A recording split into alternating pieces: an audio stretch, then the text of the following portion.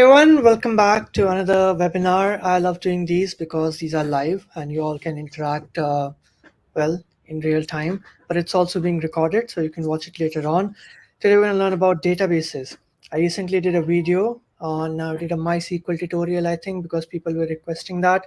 Very popular, like close to 100,000 people have seen that one. So really happy. Thanks for that. And today we have one of the experts, Adam, joining us from Metis, and I'm really excited to talk to Adam and answer all of your questions. So before we get started, Adam, would you like to give yourself a quick intro and what you do at Metis?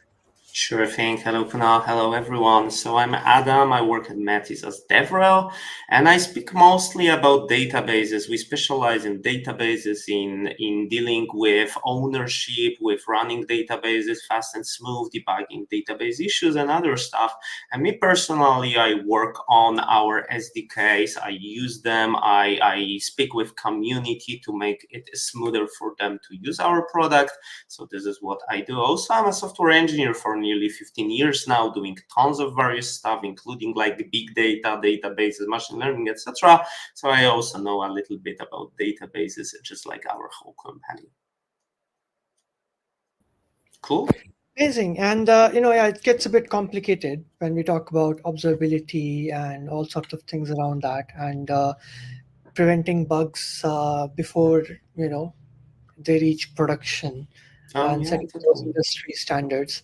But you have work in DevRel for Metis. I'm sure you have spoken to a lot of like customers and companies and hear about their shared struggles and all sorts of things. But believe would love to get started. I just think you have a nice presentation for us and a demo.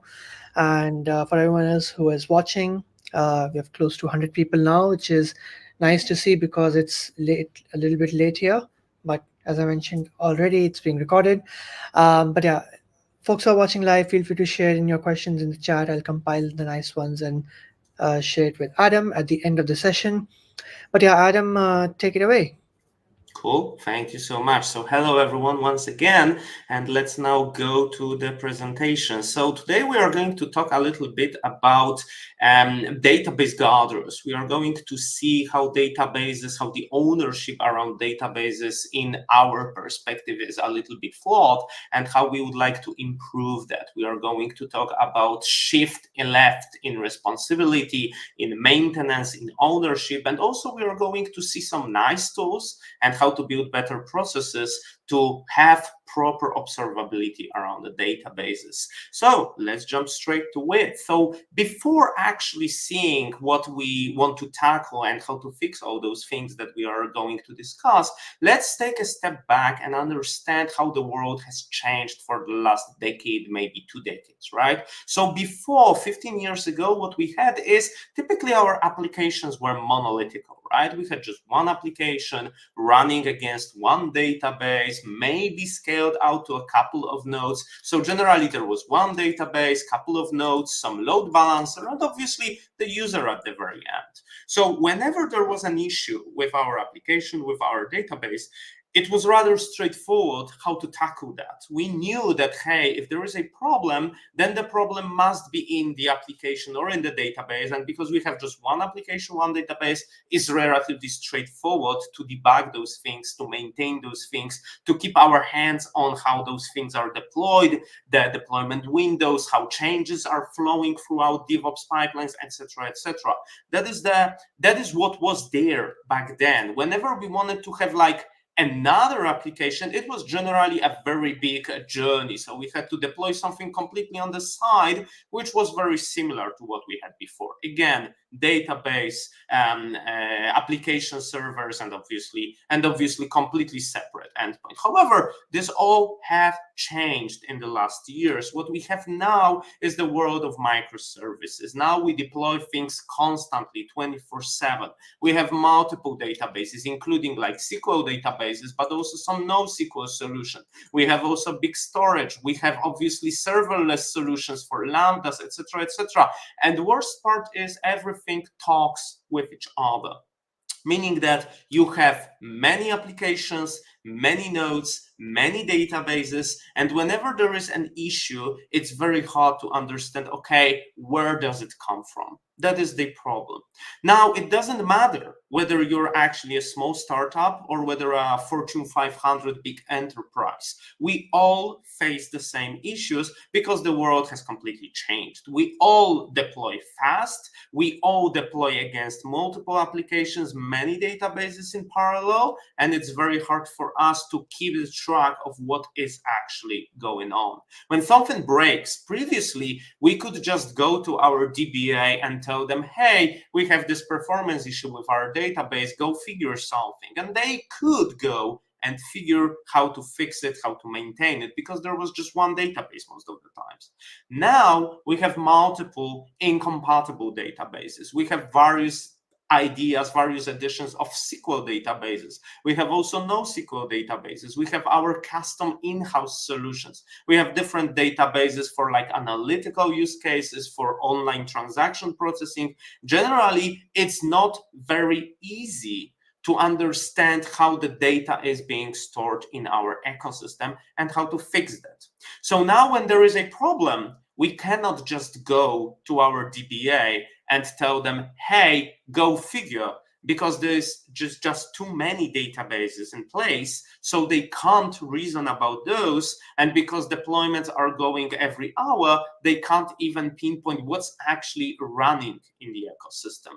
And the important part that we would like to tackle here is it's not only about monitoring, right? Whenever we want to monitor our ecosystems, now we have tools that give us metrics, logs, etc. And those tools are also super complicated, right? When we go to a system design of some solution that does monitoring, we can see there's so many different things in place that it's super hard even to reason about the tools we use, not to mention the systems we work with. But even if we understand all that complexity, what we end up with is kind of monitoring dashboard similar to this one, right? So we have a monitoring dashboard that shows us some raw data, CPU, memory, maybe some transactions, network traffic, etc. But what we can do is we can tell whether our system is green or not, whether things work well or not. But if they don't work well, then we have no idea how to tell what's wrong, how to tell the story. We don't know whether the CPU spikes because, well, the machine is just too slow, or maybe it spikes because database started doing something weird, or maybe we deployed some code that is buggy, that is broken in some way. So we have no ways of telling that just based on the monitoring tools we have. And this is the problem. The problem is we would like to be able to reason about the databases we deal with, and we would like to own those databases so we don't need to communicate with other teams. Developers, just like we learned that we need DevOps, so we need to have close collaboration between like people developing the software and people deploying the software, we later decided, okay, DevOps engineers is something we need. We need DevOps engineers that actually can develop the application and maintain it and deploy it. That's the idea. With databases, we do not have this comfort. We can't put the developers in the position that now they can self-service their database maintenance because they don't have tools, they don't have understanding, they don't have anything that would tell them the full story. Hey, this is what you deployed, this is the database, how it's performing now, this is how you fix that. We lack that. And we need to have that. We need to push those checks and those observability tools to the left so developers can understand their databases and maintain those databases on their own. And that's the responsibility of platform engineers. Platform engineers need to provide developers with tools, with processes, and with everything they need so they can finally own the database and maintain them in the self-service mode. So let's see what breaks in today's world, and let's see how we can improve that using database guardrails and using modern observability. So whenever we talk about the databases, the problems we have with databases, they can actually be grouped in like 3 different areas. So the first area is we changed some code. So we modified the code, which now queries the database in different way, sends different SQL queries. And because those queries are just different, we get different performance, different bugs, different issues, etc., etc. Those things is something that we can capture with our tests to some extent and prevent the bad code from reaching production. This is something we analyze with our unit tests, with integration tests, with whatever else we have. So this is the first group of issues. The second group of issues is schema changes. Whenever we need to modify the schema in our database, meaning that we add table, drop column, modify the column type or whatever else, we may run into multiple issues because either the application breaks, especially now in heterogeneous environment, the application may break because, for instance, we updated just one application to deal with the new schema, but there are so many other microservices around that try to reach this database, but they expect some different schema to be done. So heterogeneous applications then may break. However, even when we are talking about isolated piece of code with isolated database, still the schema change may take minutes, hours, or even days to complete. So when we do the database schema migration, we may actually have an outage of our database that will last for minutes or hours or longer, and our application is dead.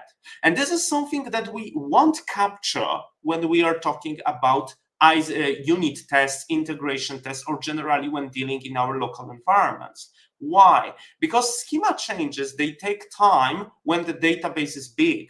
And when we are dealing with local databases, we have what, 100 rows in there? Generally, we don't have production size data on our local box, meaning that whenever we have a problem, we will have a problem with schema changes. We won't even notice that because schema migration on our local environment is gonna be blazingly fast. Same with testing heterogeneous applications. When we test applications locally, we typically test one application at a time. We do not migrate the schema and test other applications that we are not even modifying at this moment. So this is a problem. Some other issues that may go unnoticed and may go to the database in production and may break our system. But last but not least, there is yet another group of issues which is called query changes. And I don't mean query changes as in we change the SQL query that is being sent, but the query now is being executed differently by the database. It's executed differently because, for instance, statistics change, because we have different indexes in production, because we have different data amount in production, bigger volume of data, or we have different like data distribution, different partitioning, sharding, different types of requests coming to our production than what we tested in local environment. So we test our query with like 100 rows on localhost, and it's obviously crazy fast. But the moment we deploy to production, we realize, okay, it's not fast anymore because the database is just different. And what is worse, those things can break over time. We can have a query that we tuned today, we polished its performance, we like added indexes that are needed, but 6 months from now, something breaks because the statistics change or the indexes change and the query stops using an index and goes way slower. This is something that our DevOps CI/CD pipelines won't capture at all, because with unit tests or integration tests, we focus on the correctness of the data, not the performance of how we retrieve the data. So if we focus on correctness, then we can't tell that such a query is going to go slow in production. So this is something we lack. But there are also additional issues, especially around ORMs. So ORMs, object relational mappers, what they do is they hide complexity from us. They hide configuration, default transaction isolation levels, indexes, stored procedures, functions, when the transaction is committed, when it's rolled back, who starts the transaction, can we nest transactions and other stuff. They hide all that complexity from us. And while, yes, ORMs are super useful, because they improve the development time, they increase the time it takes for us to implement the application, they do not make it easier for us to maintain all that complexity around. So generally ORMs, they make it even worse. And now the question comes, hey, what about testing?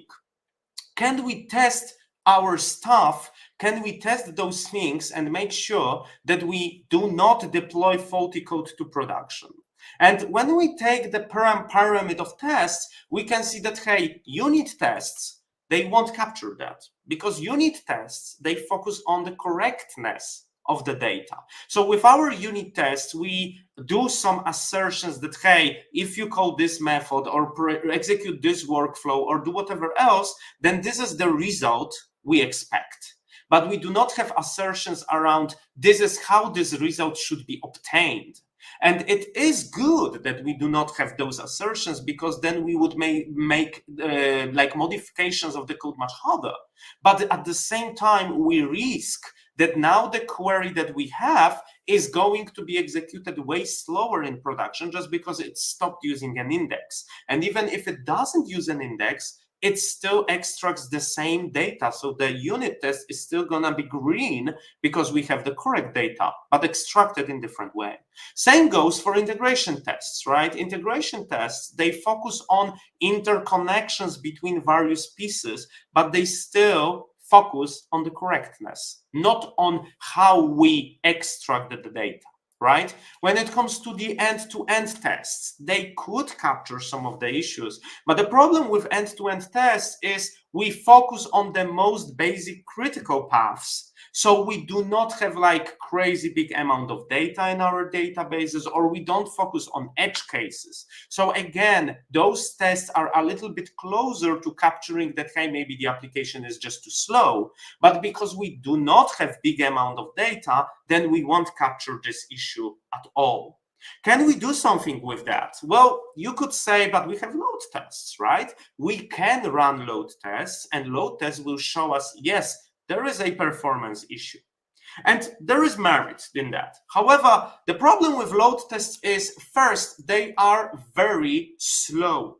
Load tests take hours to complete, because to do a proper load test, we need to preview caches, we need to make sure that our code is JIT compiled the right way, we need to test various data distribution, traffic patterns, whatever else. It takes hours to complete that. It is slow. Not to mention that, hey, we have the problem with how expensive they are. We need to pay for additional fleet for the time the fleet is up and running. If we are testing machine learning solutions, we need to have GPU-enabled instances. We need to create those databases or other components that require their own licenses, right?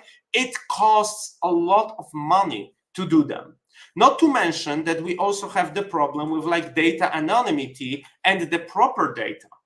So we need to make sure that we are compliant with GDPR, with California Privacy Act, with other policies out there. We need to make sure that we do not reuse like confidential data in load tests. We need to make sure that we properly and accurately represent the traffic that our application gets. So we represented the traffic that is like in United States, in Europe, in Asia, in Australia, in many other places, right? If we don't do it right, then our load tests won't find the issues.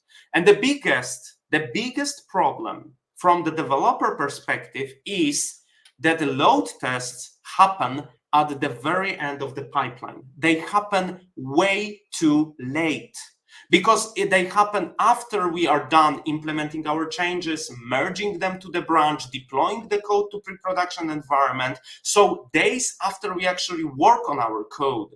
And this is when we run load tests, and this is when we realize, okay, the performance is too bad, we need to improve. So we need something better. We need something that gives us this feedback as early as possible. We need to shift left this feedback so developers can own their databases and assess the performance right when they are typing their code. And the solution to that is database guardrails. So database guardrails is all about the context. We need to understand what's going to happen in the production database without actually going near the production database. So we want to reason about our production, but in our developer environment, no matter whether we are just writing the code, deploying it, or whether there is an issue in the production database that we would like to reproduce or fix in our developer environment. And how can we do that? Well, the first thing we need to understand is there are various layers of how we can build some understanding around our products. It all starts with telemetry. Telemetry is basically the ability to connect logs, traces, and other debugging information that show us the performance of the system. This is just the ability. This is just libraries, tools that we can use. Visibility, on the other hand, is when we enable telemetry in all the places in our system. Then we have the visibility. We can go and see what's going on in every part of our ecosystem. Now, when we start tracking those metrics live, and constantly we have like an alarm or a dashboard that shows us that, hey, all is green or something is red, we enter the application performance management, so APM for short. So we have a way of showing the performance of everything that's going on around. However, APM typically focuses on just the metrics. It can show you that, hey, there is a fire over there, but it doesn't tell you what caused this fire and how to put it down. It doesn't tell you the story how to fix it. And in order to do that, we need to have observability. Observability is the understanding of the full story. We deployed this code change last Wednesday. However, on Saturday, we got different peak traffic. Our database is slow because the query stopped using an index. This is how you fix it. That's the idea we want to have with observability and database guardrails. So the difference between these two is monitoring is about raw data, alarms, metrics. Observability is about understanding how those things get together and how to reason and how to fix those. This is the difference between monitoring and observability with database guardrails is something that we need. Now, how can we build that? The very first thing we need to use is we can use OpenTelemetry. OpenTelemetry is a modern set of SDK standard, allowing us to capture logs, traces, metrics, and other stuff. It's basically a set of SDKs for instrumentation of our application, which gives us those different signals, traces, metrics, logs. So the way we do it is we take this open SDK, we put it in our application, and then we can capture the data. Now the question is, okay, what can we do with such a data? So OpenTelemetry gives us the ability to build traces and spans. So imagine that we have a workflow that includes like multiple components of our ecosystem, like web server, database, queue mechanism, mail server, or whatever else. And whenever we click like a purchase button or pay button, then there is a workflow that starts in here, sends some requests over there, then sends some other requests over there, and whatnot. OpenTelemetry lets us build the trace of this operation that shows spans of particular nodes, how they worked together. And each span contains information like human-friendly explanation of what happened, timestamp, maybe some additional attributes, and most importantly, the trace ID of what is going on. Now, we can capture the data. The question is, okay, what should we capture to reason about databases? And the answer to what capture is we need to understand how databases work. And whenever we send a query to database, be it SQL, NoSQL, whatever, the query goes through multiple stages of execution, one of which is the planner. Planner actually goes and prepares a plan how to execute a query. Now, what a plan is depends on the database. If we take Postgres and we have such a query, like select star from whatever else, we can add an explain keyword, and this keyword is going to produce us this kind of a plan. And if we dissect this plan, then we understand that each row on this plan represents the operation that the database is going to perform. For instance, we can sequentially scan the table, or maybe we can scan an index, or maybe we can join two tables with nested loop join strategy. So this plan shows us the operations that we execute. And with each operation, we also have the cost included. Cost is an arbitrary measure of how hard it is to execute an operation. So by taking this cost, we can tell whether it's going to be fast or slow. And most importantly, the database can generate multiple plans, compare them with each other, and then pick the plan with the lowest possible cost, meaning the fastest execution time. So that's the idea. Now, what can we do about that? Well, we can extract those plans with OpenTelemetry and reach them with our data from production. And this way, right when we are executing a query locally in development environment, we can immediately tell that, hey, if we try running this query in production, it's going to be slow because it doesn't use an index or whatever else. And what's more, we can tell what index to configure, and we can automate that. So this is the idea. With database guardrails, we can prevent the bad code from reaching production, because right in the developer environment, we can show what's going to happen in production. So we can prevent the bad code from going there. We can monitor the system end-to-end and build understanding and observability. We can tell the story, not that your CPU spikes, but also that, hey, it spikes because you deployed this change, which broke this index. And now your application is slow, and this is how you fix it. And finally, we can automatically troubleshoot the stuff. We can automate fixes to the database, like adding an index, changing configuration, adding extension, or modifying the query, because we see what's going on around. And in order to do that, we need to understand that we need to be proactive and push all those things to the left.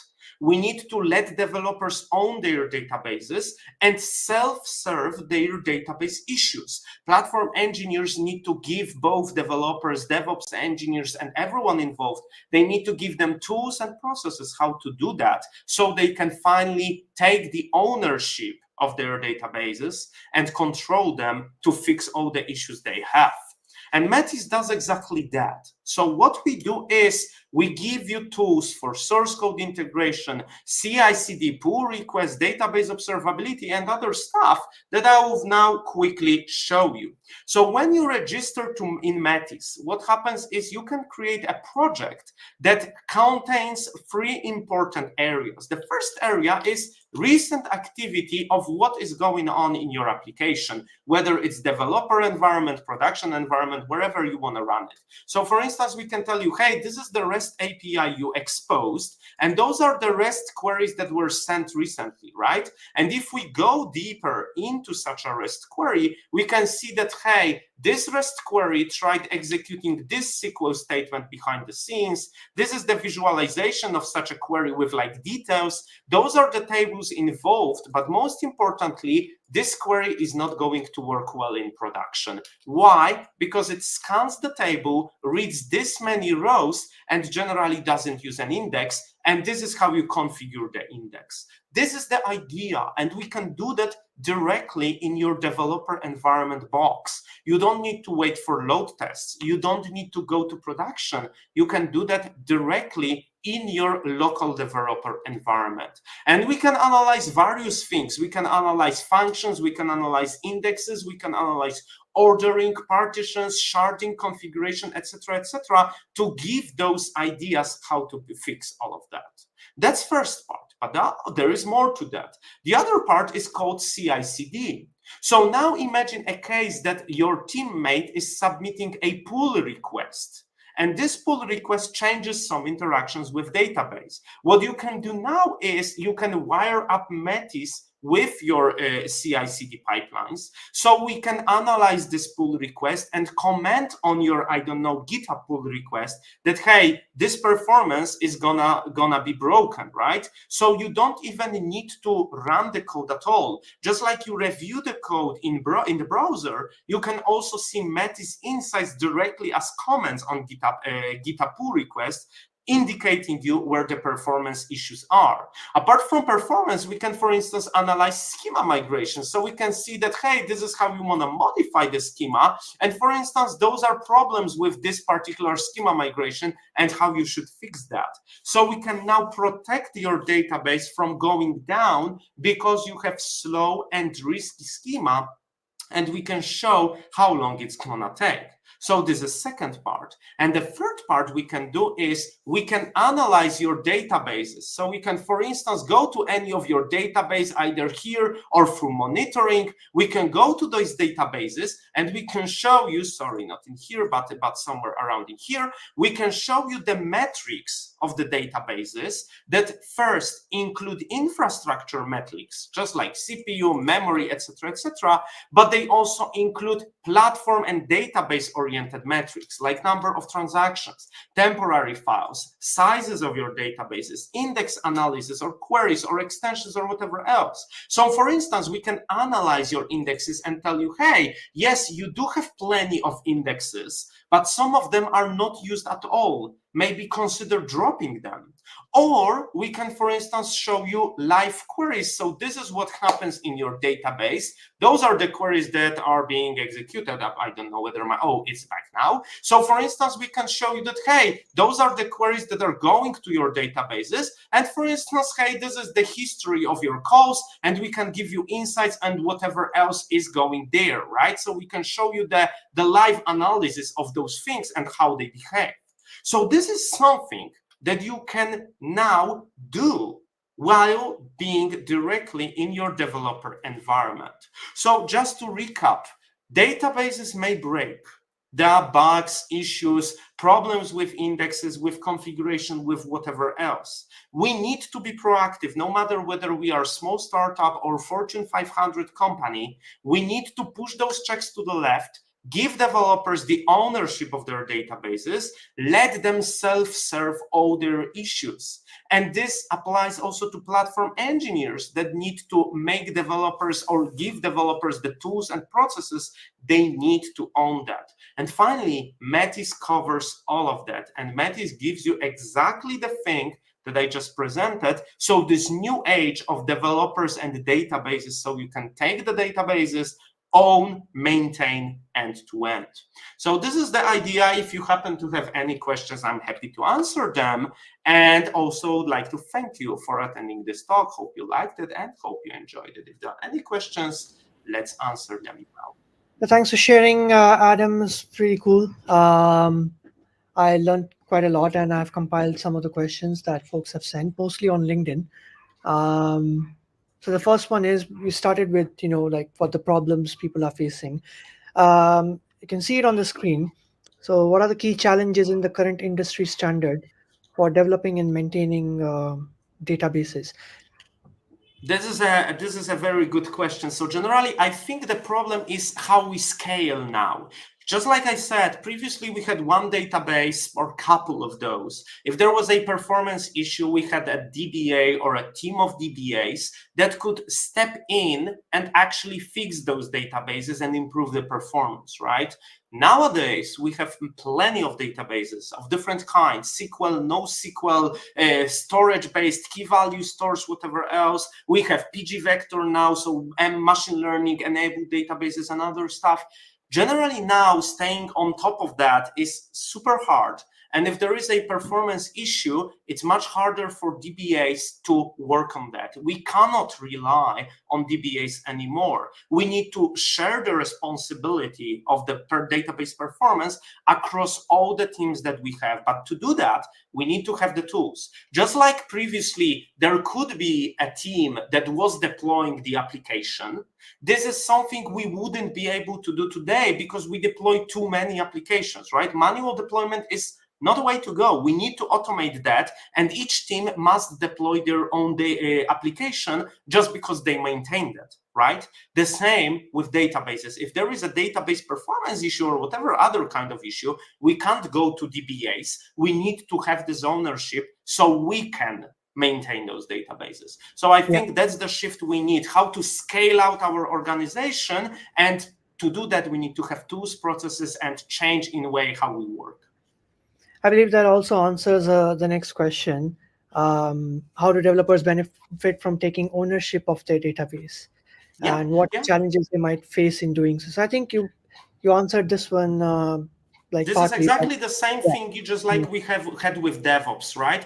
yeah, Initially, when there was something to deploy, yeah, we had to go to deployment team. They obviously were asking questions. It was like a lot of communication headache. So then we sat next to each other and we saved time. Now we have DevOps engineers. They don't need to even involve other teams. They can just do this stuff. Same here. We can just maintain our databases and we don't need to communicate with others. We don't need to spend time on this slow communication. When it comes to challenges, the biggest challenge obviously is, okay, it's not like we put additional burden on developers. This is something we can't do. We need to change how we work. We need to have new tools, new solutions, and new processes. Just like with deployment, right? 10 years ago, 20 years ago, we deployed manually. Now we have automated CI/CD pipelines with build servers, with GitHub Actions, whatever else, but we had to build those. Same for databases. We can't just tell developers now, hey, now you go maintain the performance. No, we need to build new tools, new processes, understand what developers need, what they lack, and build the things that they can use. This is the biggest challenge, and this is how we can fix it. couldn't agree more. Speaking of developers, and you mentioned about all these challenges, and you mentioned what we can do. Are there any specific best practice or principles that developers should keep in mind when implementing database guardrails in their projects? Yeah, What sure. is your list? There are a couple of ideas or a couple of best practices that I could recommend in here. First thing is we really want to push all the things to the left as much as possible, and we really want to automate that as much as possible. We can't have any manual steps, just like with the deployment, right? We deploy stuff, it needs to be automated. CI/CD pipelines need to do that. Same way here, we can't rely on developers that they will run some additional test, right? Or that they will consult a production database. No, we need to have that auto-wired, automated, and in place as early as possible. This is the biggest factor in successful database guardrails. Second thing that I would like to raise here is that we can't just swamp us and developers with raw data. If we give them the monitoring, just the metrics, charts, etc., they have no idea how to reason about that, because how do we set thresholds? What is the appropriate level when we alarm or when we wake up people at night? How do we reason about those thresholds? Do they depend on the country, or maybe they are like independent and set globally? How do we adjust those thresholds to avoid false alarms, false positives, or whatever else? So we can't just give the raw data and tell developers go figure. No, we need to automate the reasoning about those. So it's when we want to set up alarms, we need to automate how those alarms are adjusted, tuned, and how thresholds are being decided. So that is the second thing. Ideally, we want to find this sweet spot that whenever there is an alarm, there actually is a problem that we need to step in and fix. And the third thing is we automate the troubleshooting and the fixing, right? We don't tell developers, hey, there is a problem, go figure. No, we need to tell them there is a problem. Those are the logs with errors that we think are relevant. This is the metric, and this is what happened around that place, around that time recently. And we think this is the story of what's going on. One day, we will be able to automate that like end to end. So we will have machine learning solutions that will step in, change the code, and do whatever is needed. Now, we still need to have developers assess how to fix the issues, but we need to tell them the story.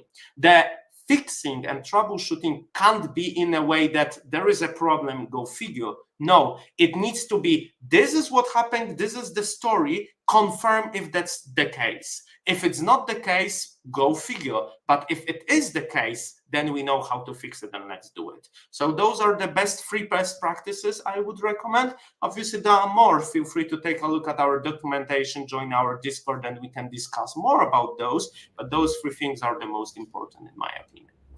Yeah, and someone was asking about best practices for keeping databases, for like sensitive data in production.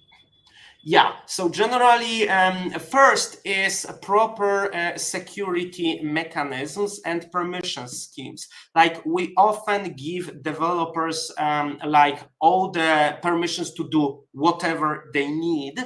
And when we talk about production databases, we need to be careful around that. We need to audit those permissions. We need to make sure that they are like time-based, so they are automatically revoked after some time, and that they are actually needed. I generally recommend this approach that yes, you give all the permissions like admin permission for your developers.